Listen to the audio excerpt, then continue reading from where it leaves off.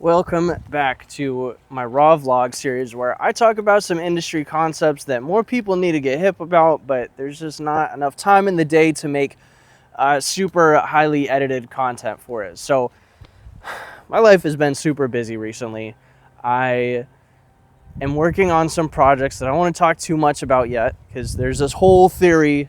I'm not going to get into it too much, but there's this whole theory where if you talk about something too much and you're excited about it and you talk about it and you talk about it, every time you talk about it before you actually do whatever it is you say you're going to do, it releases dopamine about it. And it's weird. Like, as you release more of this dopamine about it, you get less excited because there's less dopamine. So I've been definitely on the way of trying to talk about what I'm working on a lot less, even though a lot of the shit that I'm working on is super cool and I'm super excited about it.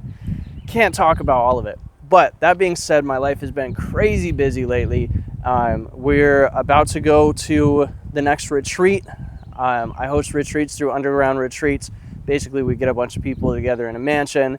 They make music and content the whole week, and it's super sick. It's an amazing community, and I can't wait to be back. It's going to be 8 days plus a pre-party, so it's going to be like 10 days away from home. And then directly after, one of the artists that I'm working with, 10%, and I are going to be going to Atlanta with his team because he's doing a press run for his new release, and I'm going to be vlogging it, and it's going to be super sick, but oh my god, I'm busy.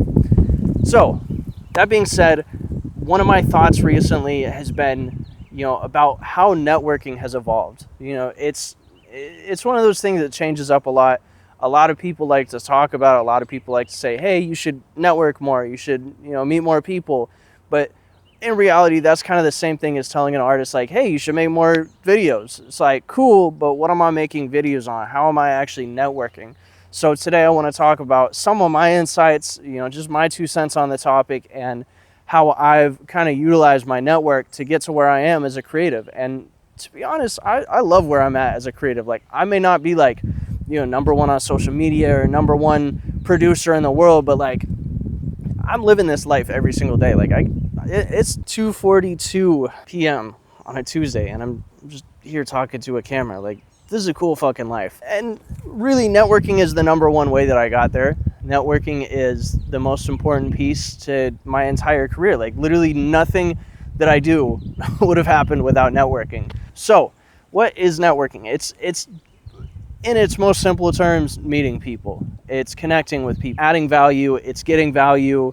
It's this whole weird game of psychology and human relationships. If you get it right, it can take you very far. And if you get it wrong, it can really set you back. Like, seriously set you back. And I've been in a position where I've been set back from networking the wrong way, thinking about it wrong, approaching it wrong, and I want to take those lessons that I've learned and give them to you today. So with all of that being said, the most important thing that you want to focus on with networking is adding value. If you only had one takeaway from this entire video, is to add value in any room that you get in. So what I mean by that is, like, don't go hitting up people asking for things. That's what a lot of people think networking is. They think it's like, if I hit up this manager and I show them my song, they're going to see it and they're going to be like, oh, we could blow up together. Like, it's not like that. You have to be in a position to add value first. I've hit up so many managers when I first started producing. I'm like, bro, I got beats for your artist. I got this for you.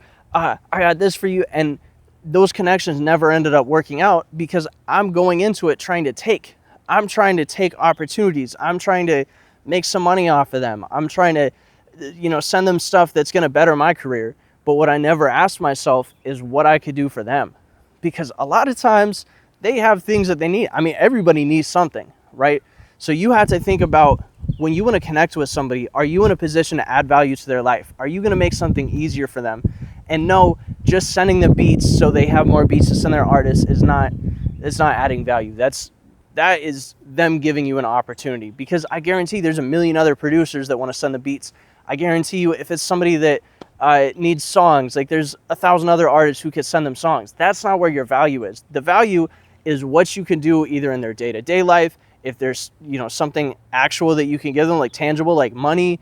Not always the best bet, by the way. But yeah, I mean, there's so many things that you can use to add value, and it really just comes down to your unique skill set. So maybe you're really good at graphic design. Maybe you're really good at videography and photography, and you can offer free services to their artists, or if you're hitting up an artist directly, maybe you offer your services to them. The whole point is you have to go into their life and make something easier for them. If you're not making their life easier, if you're making it complicated and you're trying to ask for a bunch of shit, like, they're just not going to respond to you. They're not going to give a shit about what you've got to say. And I know your goal with networking is to get these opportunities, and they will come, trust me.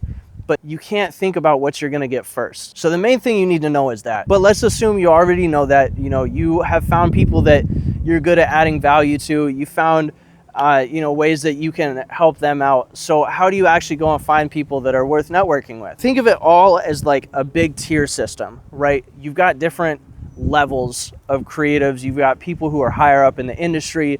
You've got people who have more success than you, and then you've got people that don't have as much success as you, and maybe they have less followers, maybe they have less stuff going for them. And it's all a balance of figuring out where you fit in best, because you don't just start off at the top.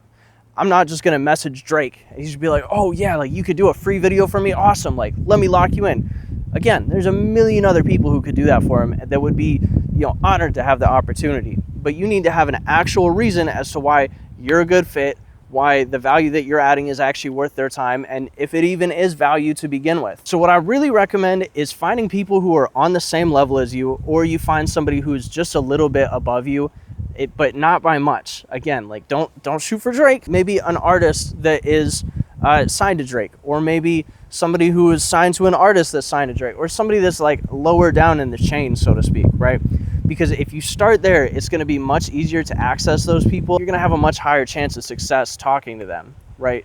So find people who are either below your level or on your level or just barely above your level that you can connect with. And as you do this, you're going to slowly plant the seeds with them, because you never know when that connection is going to take you to another connection. But the whole thing is, like, you're not always ready for the next connection. You may think you are. You may think your beats are good enough for, whoever. You may think that, your songs or like whatever you do as an artist is good enough to be at a certain level. But like, the truth is, a lot of times it's not. And that's fine. Like, everybody is going through this growth stage in their music career and in their professional career, whatever it is they do. And the whole thing is, you just can't start at the top. So work your way up slowly. So we know the people that we want to reach, but how do we reach them? Instagram is probably the best way that you possibly got. Instagram is like the modern day LinkedIn.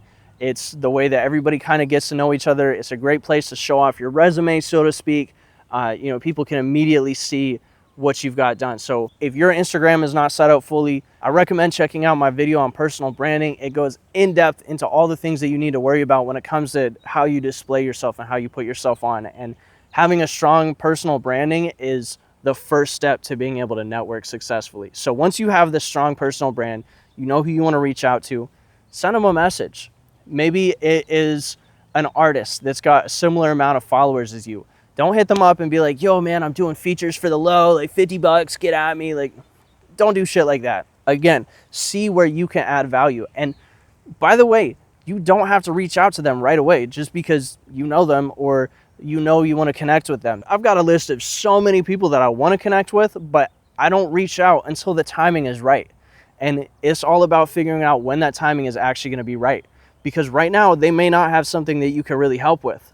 But who knows? Maybe 3 months down the road, they're going to have something that they need you for. If you reach out too early and you try to add value when there's not really any value to be added, and you're just kind of wasting their time, it's a much less chance that you're going to reconnect when the time's right. And who knows? Sometimes it's okay to hit them up and be like, hey, like, I'm around if you need me, love what you do, show support. Like, that's cool. But don't expect everything to be an instant success. Some of the connections that I have that ended up being like some of the most important, useful connections that I've ever had was not until the relationship was developed, like 2 years down the road.